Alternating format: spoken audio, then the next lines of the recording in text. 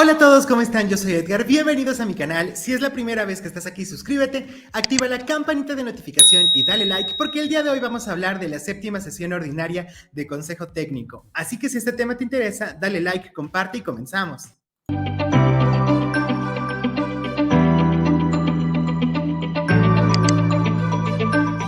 Pues sí, maestros y maestros, vamos a comenzar con esta séptima sesión de Consejo Técnico. Y bueno, el índice está organizado de la siguiente manera. Primero, la presentación, las medidas de prevención y cuidado de la salud, las actividades previas a la sesión de Consejo Técnico y la agenda de trabajo con un encuadre. Momento 1, empiezo por mí. Momento 2, reflexiones sobre la evaluación para el aprendizaje. Momento 3, organización de la escuela. Y tenemos los siguientes anexos. Escucho lo que me rodea, el polen, las tareas de evaluación y consignas, una infografía sobre los campamentos mía, las referencias bibliográficas y los materiales complementarios. Bien, en la presentación, básicamente maestras y maestros nos llevan a pensar y reflexionar que estamos a unos meses de que termine el ciclo escolar, por lo tanto, la evaluación formativa tiene énfasis en este momento para ayudar a identificar qué han aprendido nuestros estudiantes y lo que no han logrado consolidar. Como observamos en la diapositiva, tenemos 3 momentos. El momento 1 vamos a reflexionar acerca del impacto de los hábitos de consumo sobre el medio ambiente, con la intención de proponer algunos cambios que fomenten el cuidado de la naturaleza y favorezcan el bienestar de las personas y de todos los seres vivos.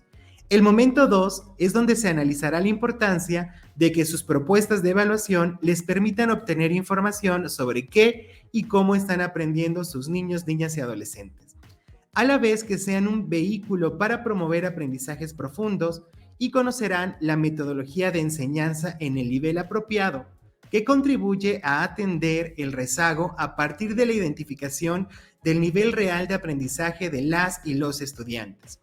Y el momento 3, el colectivo abordará y dará seguimiento a los asuntos de su interés y bueno, esto lo seleccionamos en las sesiones ordinarias previas de Consejo Técnico. Como actividades previas, maestras y maestros, se propone que el director o directora, junto con un docente, preparen lo necesario para realizar la actividad de El Polen, que es el anexo número 2.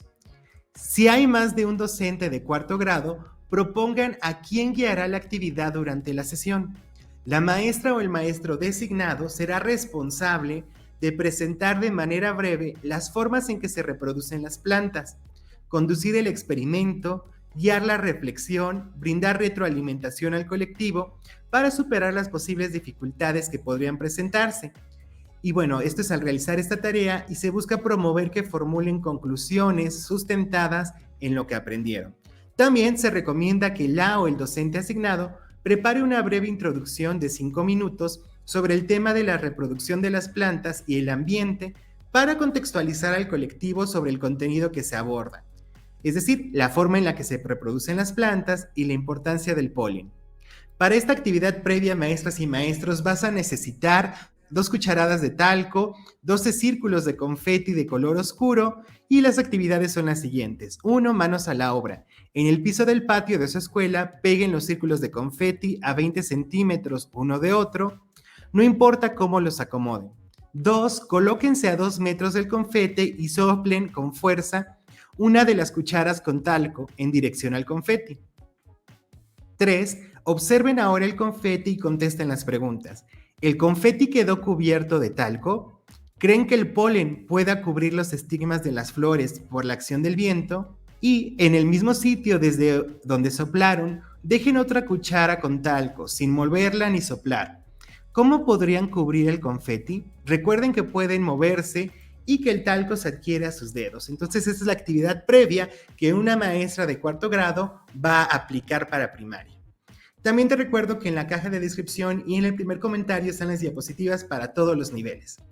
Ahora observamos en pantalla la agenda de trabajo. El primer tema es el encuadre de la sesión y tenemos 2 actividades, la presentación de los propósitos, materiales y productos y el mensaje de inicio de los trabajos de la sesión con un 5% del tiempo. Momento 2, empiezo por mí, lo que hago impacta, lo que dejo de hacer también, 10%. Reflexiones sobre evaluación para el aprendizaje. Analicemos nuestras prácticas de evaluación, tareas auténticas, herramientas de evaluación formativa, promoción de metodologías innovadoras, en este caso, enseñanza en el nivel apropiado, con 60% de la jornada escolar. Organización de la escuela. Abordemos los asuntos prioritarios que decidimos como colectivo para seguir mejorando nuestro servicio educativo con un 25% de la jornada.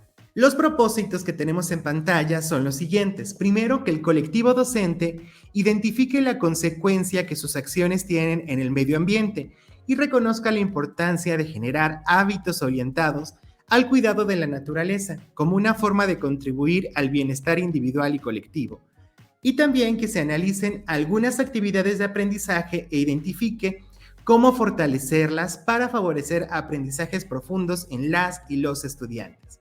Los materiales para esta sesión es el video Evaluación para el aprendizaje con enfoque de inclusión, evaluación formativa y situaciones auténticas, el video de campamentos de aprendizaje en Guerrero, ejemplos de actividades, tareas o propuestas de evaluación de los aprendizajes que hayan utilizado cada docente, 2 cucharas, talco y confeti de color oscuro.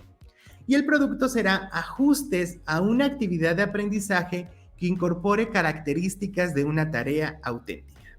Te recuerdo que en los comentarios están estos videos para que los tengas a la mano. Vámonos con el momento 1. Empiezo por mí. Lo que hago impacta, lo que dejo de hacer también. Los ecosistemas contribuyen al bienestar humano de varias maneras.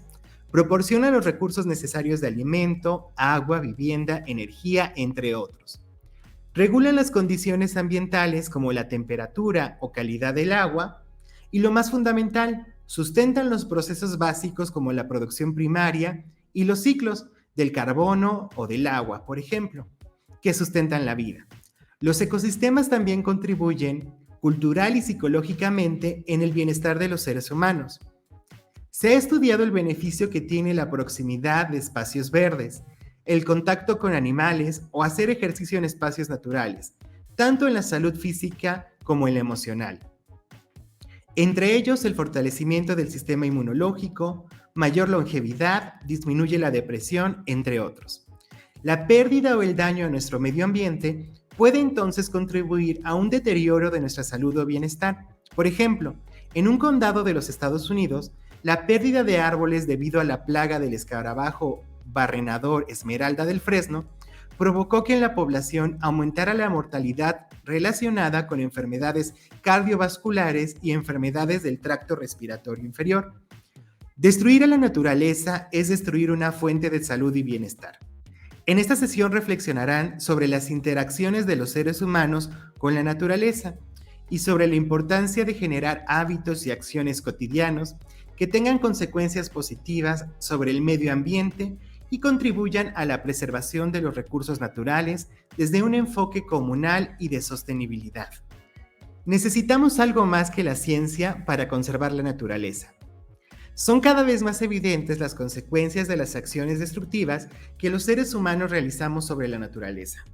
A pesar de las políticas públicas diseñadas para proteger a la naturaleza, el deterioro de nuestro ambiente sigue avanzando. Necesitamos cultivar una profunda conciencia sobre la interrelación fundamental entre nuestras acciones y sus efectos, pues las actividades que cada uno de nosotros realiza cada día son el motor de cambio en contra o a favor de conservar la naturaleza. Esta toma de conciencia requiere que nos eduquemos y desarrollemos capacidades, habilidades para trabajar juntos en búsqueda de formas sustentables del desarrollo. Interdependencia y principio de causa y efecto. Thich Nhat Hanh, un monje budista vietnamita, nominado para el Premio Nobel de la Paz, describió vívidamente un principio fundamental que afecta el curso de la realidad momento a momento. Sostuvo una hoja blanca de papel y preguntó: si fueras un poeta, ¿qué podrías ver en esta hoja de papel? La mayoría de nosotros vería un trozo de papel o quizás la textura, la forma o el color del material, pero no más que eso. La respuesta de Thich Nhat Hanh, por el contrario, fue reveladora. Si fueras un poeta, verías nubes flotando sobre esta hoja de papel. Sin las nubes, la lluvia no existiría. Sin lluvia, los árboles no pueden crecer. Y sin árboles, no podemos hacer papel. Si miramos profundamente, podríamos ver los rayos del sol alimentando al árbol. el leñador que cortó el árbol, el trigo que se convierte en su pan y los padres que lo criaron. Sin todas estas cosas, este papel no podría existir. Lo que Thich Nhat Hanh expresó en esta emotiva explicación es el principio de interdependencia y causalidad. Este principio es básico en la ciencia, pero los seres humanos, en especial aquellos que vivimos en áreas urbanas, rara vez reconocemos su importancia en nuestra vida diaria. Continuemos leyendo. Consecuencias de ignorar el principio de interdependencia. Se calcula que los seres humanos hemos transformado más del 25% de la superficie terrestre en sistemas agrícolas, incluidos los campos utilizados para criar a los animales domésticos que consumimos. Hemos alcanzado récords de degradación sin precedentes, contaminación química y degradación física de ríos, lagos, mares y suelos. Altas tasas de extinción de especies y de aparición de especies invasoras. Calentamiento global y cambios climáticos que ya producen estragos en el medio ambiente, pero también en la sociedad y en la economía. ¿Qué podemos hacer? En términos generales, está claro que nuestra situación actual ha resultado de una falta de equilibrio entre las tres dimensiones principales que afectan el bienestar humano: el medio ambiente, la sociedad y la economía. Los sistemas económicos, en su mayoría, aquellos que se relacionan con grandes consorcios, se han expandido enormemente con efectos negativos en las dimensiones ambiental y social. En este contexto, el mayor desafío es encontrar formas de desarrollo en las que las dimensiones sociales y económicas puedan dejar el camino de la degradación en favor de uno de sustentabilidad. Para afrontar este reto es importante seguir fomentando actividades científicas, formativas y educativas. Fíjense lo importante que es cambiar nuestra forma de vivir. ¿Cómo podemos lograr la producción de alimentos y energía necesaria para mejorar el bienestar global de las personas y garantizar al mismo tiempo la conservación de la naturaleza? Para entender y solucionar ese tipo de retos, se requieren programas de enseñanza que aún desde la infancia temprana fomenten habilidades y conductas de colaboración en búsqueda del bien común. Además, vincular las dimensiones sociales, económicas y ambientales para así promover la sustentabilidad exigirá la participación activa de la academia y la sociedad civil, así como de los empresarios y gobernantes. Pasamos la mayor parte de nuestra vida intentando satisfacer nuestras necesidades sin pensar en las consecuencias de nuestras acciones. Si fuéramos plenamente conscientes de las consecuencias de nuestro consumo de recursos, podríamos intentar cambiar nuestra vida egocéntrica por una más comunal, incluyendo en este último término a los demás seres vivos con quienes compartimos la Tierra. Esta conciencia es un atributo cultural que está fuertemente ligado al comportamiento ético, y creo que cultivar esta conciencia es un gran salto que puede ayudarnos a ser menos destructivos y más sostenibles. Permítanme terminar citando otro poema de Thich Nhat Hanh. La gente generalmente considera que caminar sobre el agua o el aire es un milagro, pero creo que el verdadero milagro no es caminar sobre el agua o el aire, sino caminar sobre la tierra. Cada día estamos inmersos en un milagro que ni siquiera reconocemos. Un cielo azul, nubes blancas, hojas verdes y los ojos negros y curiosos de un niño. Nuestros propios dos ojos, todo es un milagro. Y es cierto, maestras y maestros, creo que este cambio nos lleva a replantearnos primero como personas, ¿no? ¿Cuántas veces hemos dejado de poner atención en aquellas cosas que vivimos día a día y las ignoramos y son un milagro de nuestra vida? Una vez que hemos leído este texto, se propone realizar la siguiente actividad. Una de las acciones inmediatas que podemos tomar es ser conscientes de nuestros propios hábitos de consumo de recursos. Volviendo a la reflexión, por ejemplo, preguntarnos, ¿qué ves en una lata de refresco? Si uno sigue la forma en la que se produce tal lata y el proceso por el cual termina en la mano humana, verá lo siguiente: varios litros de agua utilizados por cada lata fabricada, la transformación de la selva tropical en campos de caña de azúcar, ríos contaminados por agroquímicos, la contaminación atmosférica producida en el transporte y la generación de enormes cantidades de basura. A esto habría que añadirle las consecuencias negativas para la salud del consumo de refrescos de alto contenido calórico, nos lleva a reflexionar, maestras y maestros, sobre nuestros hábitos de consumo. Entonces, hagan la misma pregunta sobre cualquier artículo que utilicen en su vida cotidiana.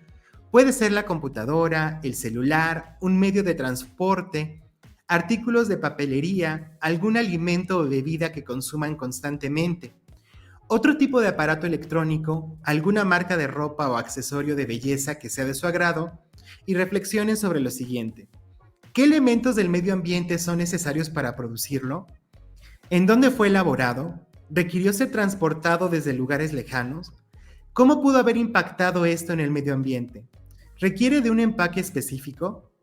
¿Su empaque involucra múltiples bolsas, cajas o envolturas de plástico o de papel?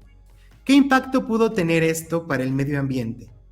¿El uso de este artículo impacta de forma negativa en mi bienestar? ¿De qué forma? ¿Y el bienestar de otras personas o seres vivos? Pues por ejemplo, si lo checamos con el celular, maestras y maestros, está fuerte, ¿no? Porque es cierto, claro que impacta, claro que fue elaborado en otro país, se transportó, impacta en el medio ambiente, tiene muchos empaques, pero todavía nos hace también daño a nosotros. Es fuerte. Entonces, con este ejemplo que vamos a tomar de algún elemento, vamos a compartir primero nuestras reflexiones con el colectivo y vamos a elaborar una lista de acciones que podría llevar a cabo para reducir el impacto de sus hábitos de consumo en el medio ambiente y en el bienestar de las personas y de los seres vivos que habitan su comunidad. Así que es momento de escribirlas. También, maestras y maestros, se propone que revisemos el anexo 1, en donde encontrarán actividades que podrán trabajar con sus estudiantes para favorecer la comprensión acerca de la interrelación entre los seres humanos y la naturaleza, y sobre cómo esto favorece su bienestar. Y esto se puede incorporar en nuestra estrategia para favorecer el bienestar socioemocional. Vámonos al momento número 2, maestras y maestros, reflexiones sobre la evaluación del aprendizaje. Las propuestas de evaluación que empleamos en el aula son, en primer lugar, un buen indicador de qué y cómo enseñamos, y al mismo tiempo un buen punto de partida para iniciar un proceso de revisión y cambio en las prácticas. La evaluación formativa se concibe como un proceso de valoración continua y permanente del curso de los alumnos para intervenir oportunamente, ofrecerles la ayuda y el apoyo necesario en el momento apropiado y hacer los ajustes necesarios a la práctica pedagógica. Entonces es un proceso en el que mejoramos y modificamos nuestra práctica para ayudar al estudiante. La evaluación es una tarea que realizan todas y todos los docentes. ¿Para qué evaluamos? ¿Qué evaluamos? ¿Cómo evaluamos? ¿Cuándo evaluamos? Son preguntas para las cuales seguramente la mayoría de los maestras y maestros tienen una respuesta. A partir de su formación inicial, su experiencia, de lo que han aprendido en cursos y talleres y también de lo que los planes y programas de estudio establecen. Sin embargo, en el momento de llevarla a cabo en el aula, representa una tarea compleja que no siempre se asemeja a las características y propósitos que describe la literatura. Por ello, esta sesión les invita a reflexionar sobre sus propuestas de evaluación para reconocer si les ofrecen la información que requiere como docentes para apoyar a sus estudiantes en su aprendizaje y modificar lo que sea necesario para que continúen de manera oportuna y satisfactoria su trayectoria educativa. Entonces nos ponen, maestras y maestros, que observemos el video Evaluación para el aprendizaje con enfoque de inclusión. Vamos a checarlo juntos. La educación inclusiva busca que toda niña, niño y adolescente desarrolle su potencial con experiencias significativas para la vida. Un componente importante de los procesos educativos que acompaña la enseñanza es la incorporación de evaluaciones de tipo formativo que permitan detectar las fortalezas, debilidades, así como valorar los progresos para mejorar los aprendizajes, realizando los ajustes necesarios en la enseñanza. Diseñar y aplicar modelos de evaluación orientados a incentivar al estudiantado para obtener mayores logros permite atender la diversidad de intereses, estilos cognitivos, ritmos de aprendizaje y motivaciones, así como erradicar posibles barreras para los aprendizajes y la participación que impacten en la apropiación de conocimientos y en el desarrollo de habilidades. Desde la perspectiva de educación inclusiva, conocer mejor al estudiantado permite reemplazar evaluaciones sumativas que asumen la homogeneidad del grupo y categorizan a los estudiantes a partir de sus notas. clasificando los aprendizajes como éxitos o fracasos con base en criterios de cumplimiento y no en evidencias de lo que aprenden y saben. El uso de metodologías de evaluación formativa promueve la valoración continua, flexible y dinámica que permite el acompañamiento personalizado para hacer ajustes en la práctica docente. La evaluación formativa apunta a reconocer y estimular las habilidades más allá de categorías tradicionales, cuantitativas y cualitativas, para propiciar el uso de metodologías, técnicas e instrumentos diversos para la evaluación. Por ejemplo, entrevistas, encuestas, portafolios de actividades, exposiciones, prácticas, grabaciones, diarios, mapas mentales o sociogramas, entre muchas otras formas de expresar conocimientos. Algunas recomendaciones para privilegiar el aspecto formativo desde una perspectiva de inclusión son compartir con estudiantes y familias los aprendizajes que se esperan alcanzar y los procedimientos de evaluación. Identificar instrumentos y procedimientos de evaluación pertinentes para los aprendizajes establecidos. Fomentar la retroalimentación y la reflexión colectiva sobre el proceso mismo de enseñanza y aprendizaje, así como de los resultados de las evaluaciones. Compartir observaciones y sugerencias que se enfoquen en las oportunidades de mejora. Privilegiar métodos que permitan que la o el estudiante dialogue con su maestro o maestra sobre el porqué de las respuestas y cómo llegó a ellas. Incentivar diálogos e intercambios en parejas o grupos pequeños de estudiantes para identificar los niveles de comprensión. Para el diseño de estas prácticas, es importante que el colectivo docente construya estrategias para promover la colaboración y el trabajo en equipo entre especialistas, estudiantes, familias y docentes para diseñar herramientas de evaluación.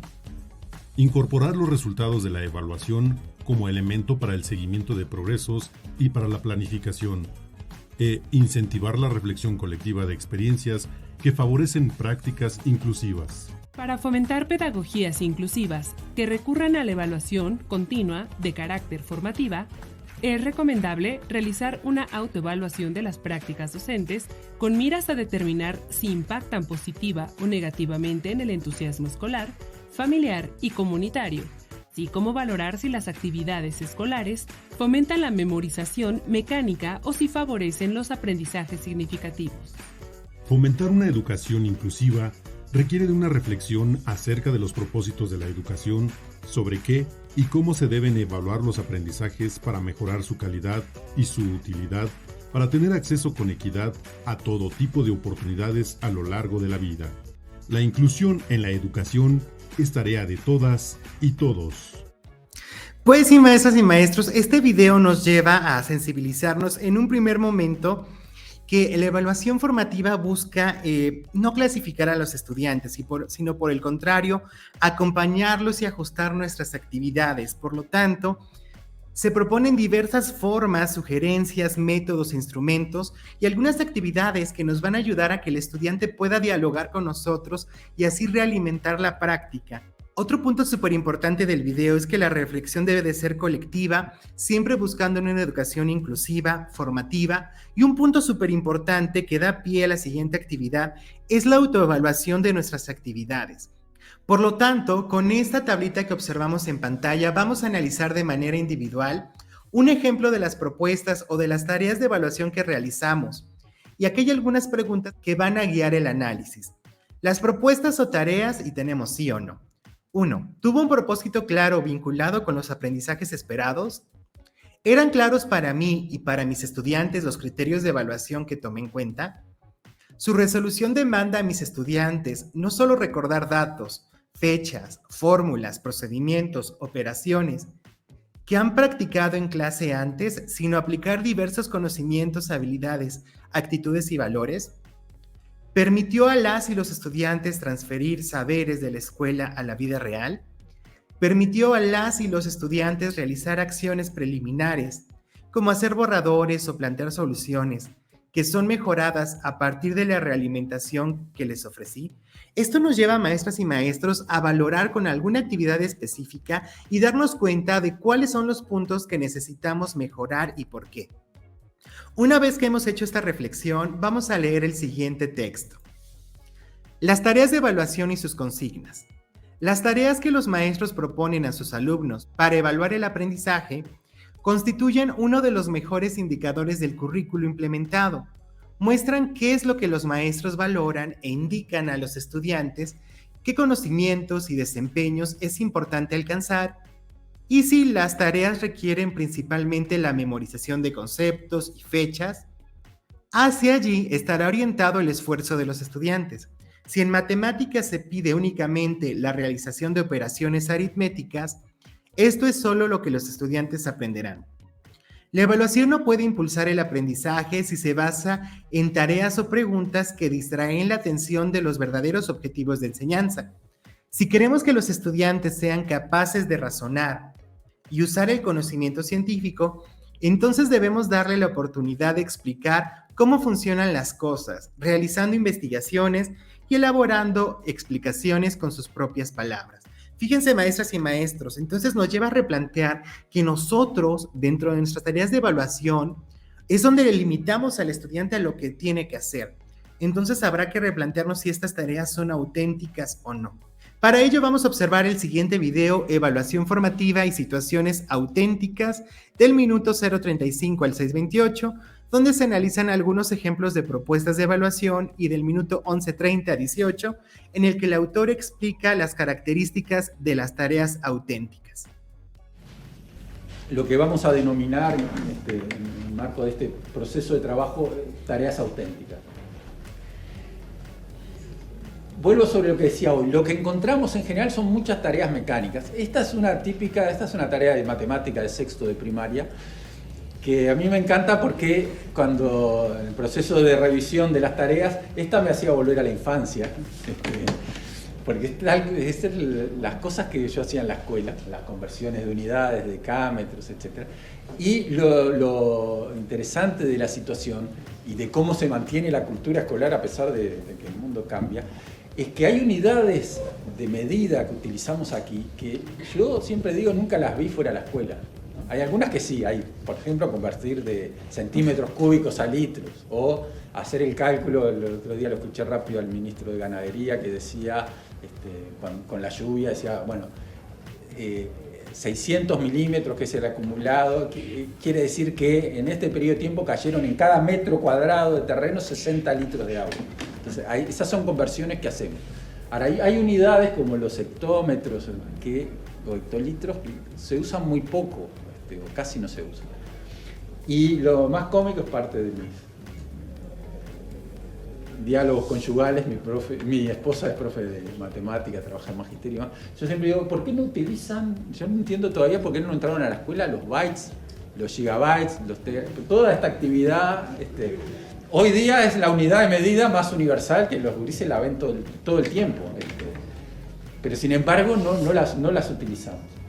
Entonces, el sentido que tiene poner esta tarea adelante es, a veces nos cuesta dar el paso de llevar nuestras tareas a contextos que sean relevantes en el mundo en el que vivimos hoy y en el mundo en que viven los estudiantes todos los días.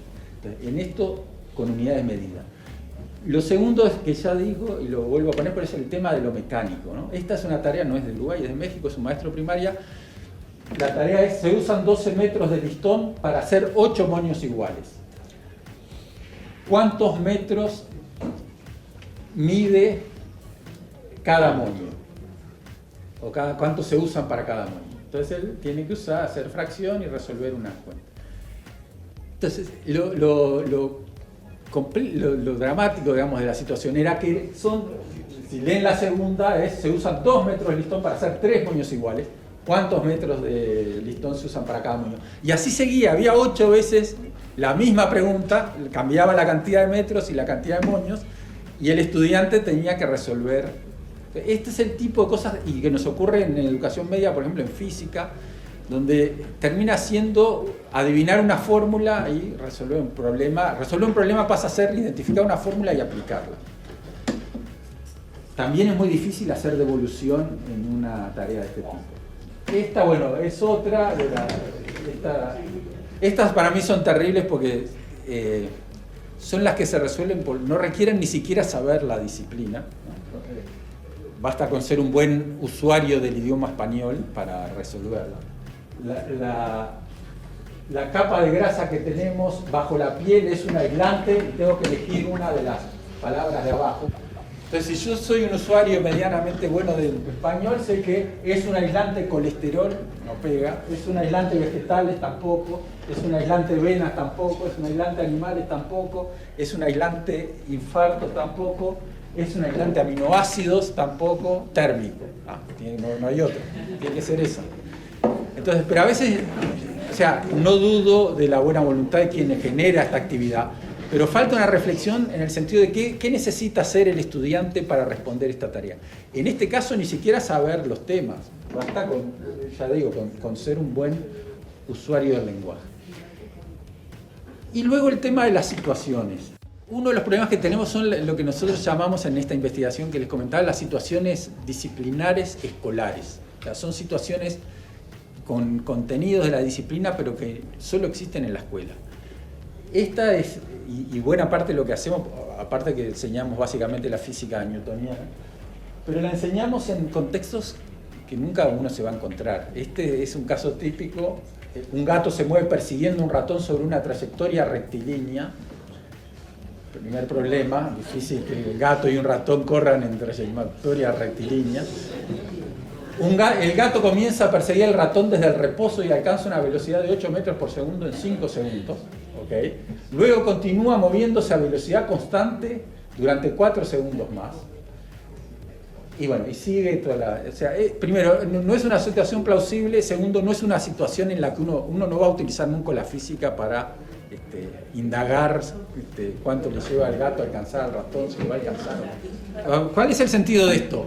A ver, acá hay un esfuerzo, no quiero deslegitimar el esfuerzo. Acá hay el esfuerzo del profe es ponerlo en una situación y que utilice los conceptos y las fórmulas de tiempo, velocidad, etcétera, para resolver una situación. No está mal por sí mismo.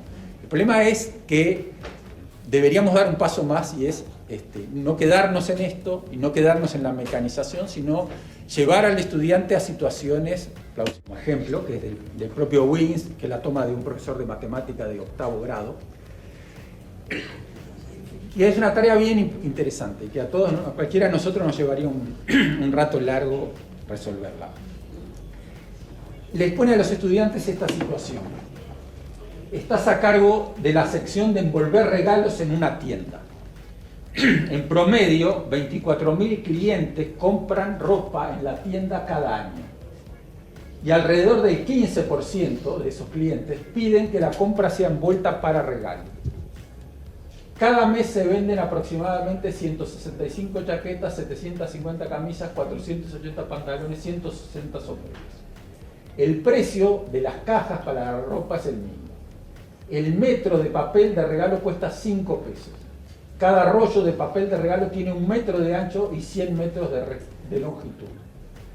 Como responsable de la sección, necesitas planificar los costos para el año, y obviamente quieres ahorrar dinero lo más posible.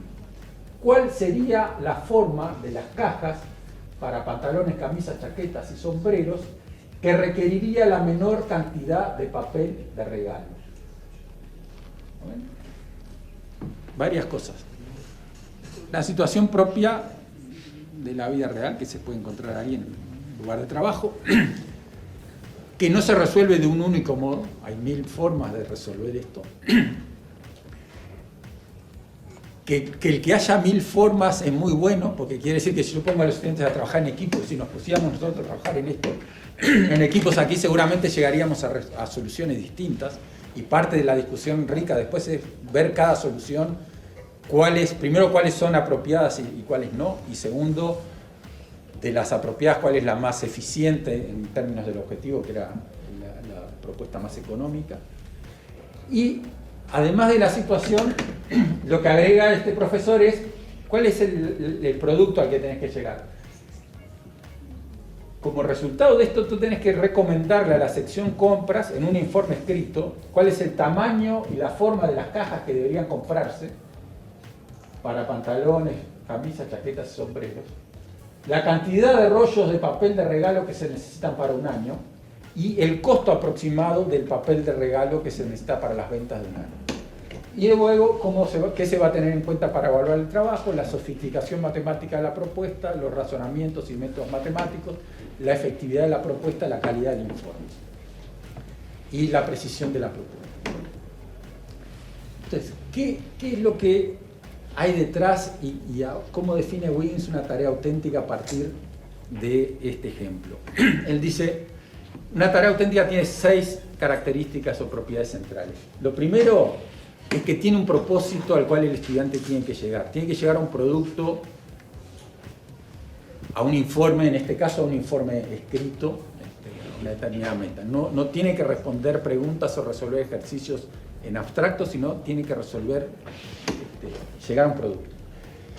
Segundo, ese producto está destinado a alguien. El estudiante tiene que trabajar pensando en que está dirigiéndose, no que está repitiéndole al profesor lo que el profesor ya sabe, sino que está explicándole algo a un tercero. ¿Sí? Tiene una audiencia. Tercero, es una actividad que tiene incertidumbre. O sea, no hay un camino mecánico único para resolver esa tarea. Puede haber distintos. Normalmente tendemos nosotros mucho a trabajar con preguntas que solo admiten una respuesta correcta o que solo requieren aplicar una fórmula y que solo tienen un resultado correcto. Y los acostumbramos a los estudiantes en eso. Cuarto, las tareas auténticas, las tareas propias de la vida científica, de la vida cotidiana, de la vida en sociedad, tienen una dosis de incertidumbre. Tienen restricciones. Hay cosas, en este caso, el estudiante tiene que trabajar con que los rollos de papel son de 1 metro de ancho y 100 metros de largo. Okay, ese es un dato, no lo puede modificar, no puede inventar rollos de papel de 2 metros, tiene que trabajar con esa restricción. Y en base a eso tiene que tomar decisiones teniéndose en cuenta. Lo quinto es que siempre que requieren no se resuelven con un único conocimiento, con una única fórmula. En esa situación el estudiante tiene que manejar geometría del espacio, porque tiene que manejar el tema de la forma de la caja. Tiene que vincular eso con geometría plana, el papel de envolver plano. Tengo que ver cómo me arreglo para que el papel con esas características de 1 metro y 100 metros me sirva para cerrar una caja que está en el espacio. Y tengo que lidiar con las matemáticas, ¿verdad? Tengo que saber que de todas las compras tengo un 15%, tengo que ver eso, cuánto implica en cajas para un año, en fin, tengo que hacer una serie de... O sea, siempre en la vida real uno nunca resuelve las cosas con un único concepto ni con una fórmula, que es lo que a veces los entrenamos a los estudiantes para hacer. Y por último, y muy importante para el tema en el que venimos, que es el del carácter formativo de la evaluación, un trabajo de esto requiere un proceso, no se resuelve, no es un escrito de 40 minutos. Es un trabajo que lleva tiempo, nosotros no lo resolveríamos ahora en 1 hora, pero que además, en el cual el estudiante puede llegar a una primera solución, la podemos discutir y uno después le puede dar la oportunidad de hacer una segunda versión una vez que discutimos la primera y vimos cuáles eran los puntos flacos y cuáles eran las fortalezas y vimos cómo lo resolvieron otros. Que tiene que ver con lo que decía con lo que yo hoy decía al principio de la importancia que tiene darle a los alumnos la posibilidad de probar, hacer una primera versión de un trabajo, revisarlo y luego rehacerlo. Pero en un trabajo de esta complejidad uno sí tiene oportunidades de hacer devoluciones, cosa que no puede hacer cuando uno trabaja con preguntas que tienen solo la posibilidad de hacer respuesta correcta o incorrecta. Bueno, te dejo en los comentarios el video para que lo descargues. Una vez que hemos hecho esto, ¿consideran que las actividades de aprendizaje que proponen a sus estudiantes corresponden a tareas auténticas? ¿Qué les hace falta? ¿Qué dificultades pone diseñar actividades o tareas auténticas para nuestros estudiantes? Eso es súper importante reflexionar. Para complementar lo que presenta el video, se puede agregar lo que señala García Medina. La evaluación formativa subyace a cada una de las etapas y consignas que se desarrollan en el aula. Las tareas auténticas son una herramienta de evaluación formativa y una de sus características más importantes es que pretende un aprendizaje profundo, con demanda cognitiva diversificada e implica la transferencia de los saberes de la escuela a la vida real. Entonces esto nos dice que estas tareas realmente funcionan para la vida, sino que no se quedan como tareas escolares. Por lo tanto, aquí el gran reto que tenemos es transitar hacia mejores prácticas de evaluación y de enseñanza del aprendizaje. Esto significa que debemos de analizar las actividades que proponemos cotidianamente a las y los estudiantes, reflexionar sobre cuál es el propósito, cuáles son los procesos cognitivos que ponen en juego sus estudiantes al desarrollar cada una de las tareas que proponemos y qué tan congruentes son con los propósitos que buscamos lograr. La verdad es un tema súper importante. Te dejo en pantalla el video de evaluar con enfoque formativo porque creo que te va a dar más herramientas para dominar este aspecto. Continuemos sobre este momento. Realicen con el apoyo de la maestra o el maestro asignado el experimento del polen, que fue una actividad previa con la que iniciamos este video. Después vamos a responder las siguientes preguntas. ¿Qué aprendieron sobre la reproducción de las plantas? ¿Adquirieron retroalimentación de la maestra o el maestro que coordinó la actividad? ¿Qué tipo de retroalimentación necesitaron? ¿Cómo se les brindó? ¿Consideran que el experimento es adecuado para abordar el contenido y contribuir al logro del aprendizaje esperado? ¿Consideran que este experimento es una forma de proponer una tarea auténtica a los estudiantes? ¿Por qué? Una vez que hemos reflexionado en torno a estas preguntas, vamos a proponer que en equipos realicen modificaciones a la actividad o que diseñen alguna otra que pueda favorecer el aprendizaje esperado. Y sobre todo responder a esta pregunta: ¿qué creen que les hizo falta para comprender mejor el tema? Y nos dan a leer el anexo número 3 para realizar esta actividad. Vamos a checarlo. Las tareas de evaluación y sus consignas. De acuerdo con Wiggins, una actividad auténtica se caracteriza por reproducir los modos en que las personas usan el conocimiento en situaciones reales. Las tareas auténticas tienen las siguientes propiedades. Inciso A, propósitos. La tarea tiene una finalidad definida, un producto o una meta a alcanzar. B, destinatarios o audiencias. Las actividades están dirigidas a interlocutores reales que pueden percibir sus resultados y opinar sobre ella. Incertidumbre. Requieren enfrentar y resolver problemas poco estructurados que pueden tener más de una solución. Por oposición al típico problema escolar que incluye todos los datos necesarios y solo los necesarios, que tiene una única solución posible. Restricciones. En la vida real existen siempre limitaciones, lo que hace necesario idear alternativas y tomar decisiones acerca del camino más apropiado o menos malo en las condiciones dadas. Repertorio de recursos cognitivos. Las situaciones, productos y problemas de la vida real, en general, no se resuelven a través de un conocimiento o procedimiento específico, como la mayoría de las situaciones escolares, sino que requieren de la activación simultánea de varios de ellos, probablemente adquiridos en momentos o disciplinas distintas. Ejemplos de tareas auténticas son realizar una investigación científica o histórica, escribir un artículo periodístico, diseñar un producto para un destinatario y una finalidad real, desarrollar una propuesta organizativa para un emprendimiento real, establecer una estrategia de comunicación para promover una agenda social, producir y realizar una obra de teatro, entre otras. Solamente a través de este tipo de desempeños reales, dirigidos a audiencias reales, los conocimientos y habilidades que enseñamos en las escuelas pueden tener sentido para los estudiantes. Entonces ya nos damos cuenta, maestras y maestros, de todas las consignas y aspectos que deben de tener estas tareas auténticas para evaluar. Y el día de hoy adquiere mayor relevancia. Por lo tanto, es importante replantear qué sí hacemos y qué no.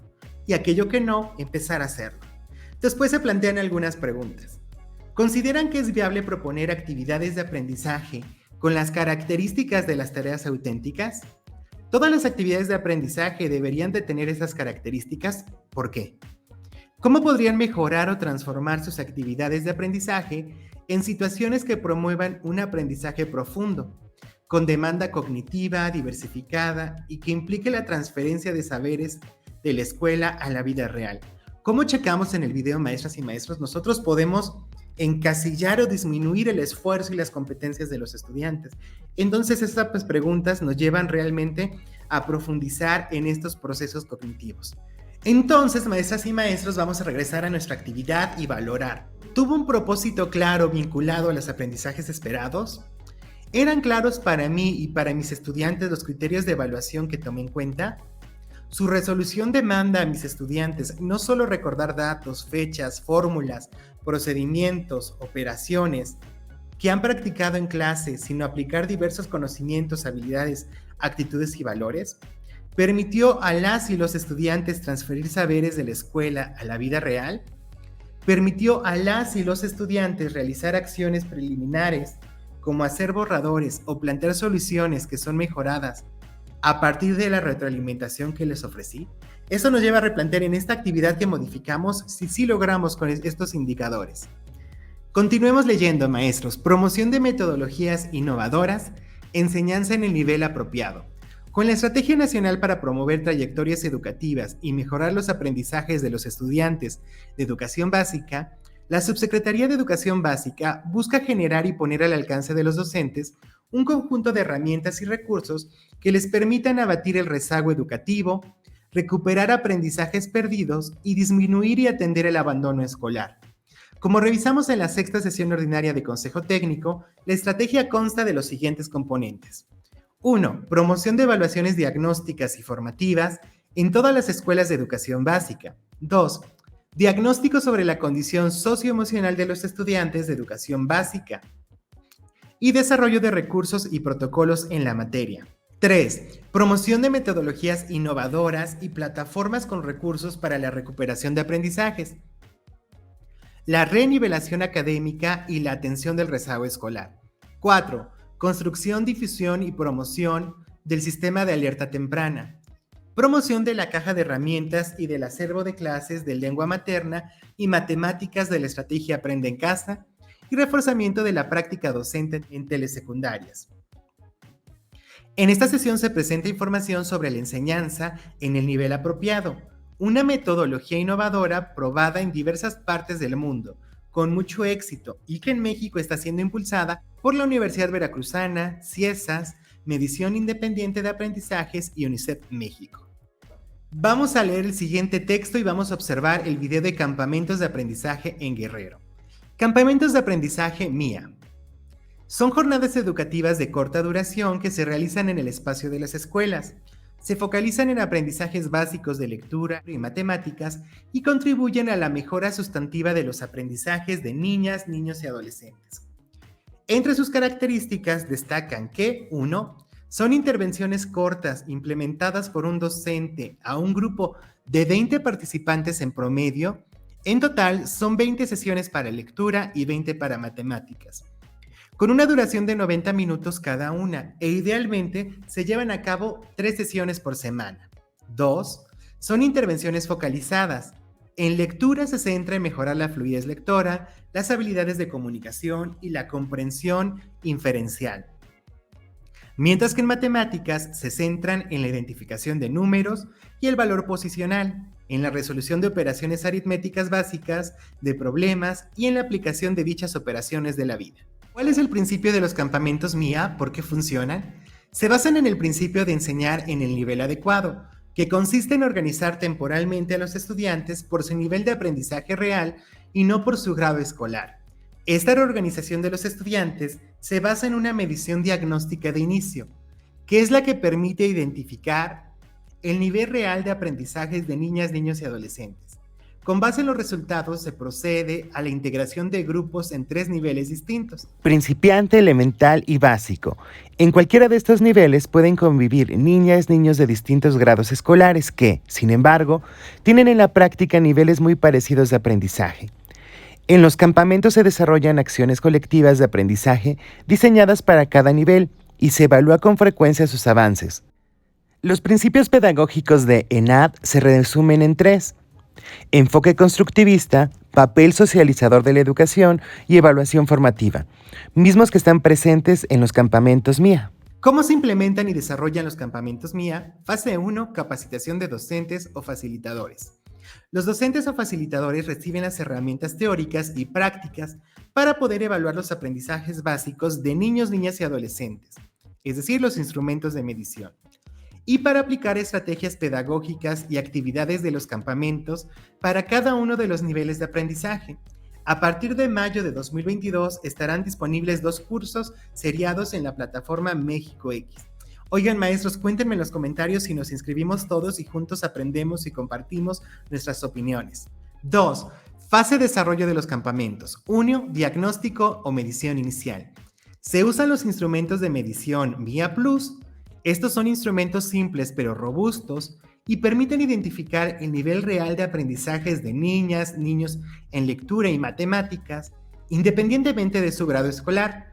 Los instrumentos MIA Plus constan de 6 reactivos para lectura: sílaba, palabra, enunciado, historia, comprensión 1 y comprensión 2, con dificultad hasta cuarto de primaria, y 9 reactivos para matemáticas: números, sumas, suma con transformación, resta, resta con transformación, división, problema 1, problema 2. Suma de fracciones con dificultad hasta quinto de primaria. 2. Organización de campamentos. Consiste en organizar los grupos campamentos conforme los resultados de la medición diagnóstica en los 3 niveles referidos: principiante, elemental y básico. 3. Intervención. Consiste en realizar y desarrollar las actividades propuestas en la guía de implementación, misma que contiene las secuencias didácticas y materiales que se necesitan para cada una de las sesiones. Cierre de los campamentos. Consiste en realizar la medición final.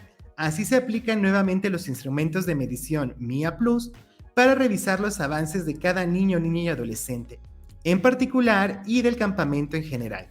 Campamento de lectura. Aprendemos, leemos y jugamos. Las habilidades específicas en las que se trabajan son: 1. Que los estudiantes lean con fluidez y comprendan lo que leen. 2. Que fortalezcan la escritura creativa, que generen confianza en sí mismo. Y 4. Que despierten el gusto y motivación por la lectura. Campamentos de matemáticas. Cuenta con MIA. Tiene como objetivo desarrollar habilidades lógico-matemáticas básicas para que puedan realizar con éxito tareas como comprender, interpretar, cuantificar y analizar, relacionar, resolver y decidir, utilizando, relacionando e integrando diferentes saberes matemáticos, como los números, las operaciones geométricas, en un contexto determinado, es decir, en aplicación de situaciones de la vida cotidiana. Los cursos de enseñanza en el nivel apropiado estarán disponibles en la plataforma México X en la Coordinación General de Aprende en Casa. Y tenemos la primera emisión, curso 1, herramientas diagnósticas para el regreso a la escuela, con inicio 9 de mayo y término el 4 de julio. Y te dejo en pantalla estas calendarizaciones para que te inscribas si estás interesado. Y maestros, vamos a checar el video que proponen campamentos de aprendizaje.